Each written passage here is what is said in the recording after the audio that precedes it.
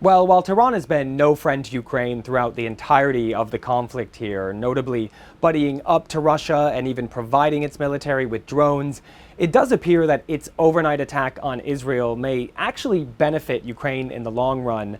For weeks, we've been talking about this stalled security aid package making its way through Congress, worth about $95 billion.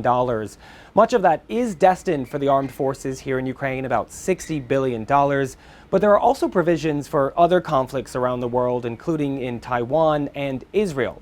And it appears that the current volatility of the situation in the Middle East may be actually moving the needle for several Republican lawmakers who have opposed the legislation in its current form for several weeks now.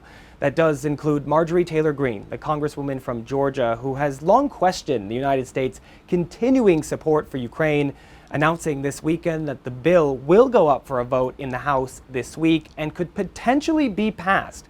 But there is one very important provision that Republican lawmakers have been asking for that wasn't in the original version of the bill that was passed several months ago in the Senate, and that is the aid package for Ukraine. It is not going to be a handout. They don't want it to be a handout.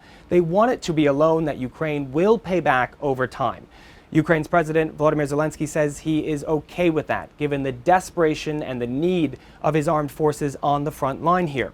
Now, Kyiv also joining the U.S. in condemning Tehran's attack on Israel, saying it is absolutely unacceptable.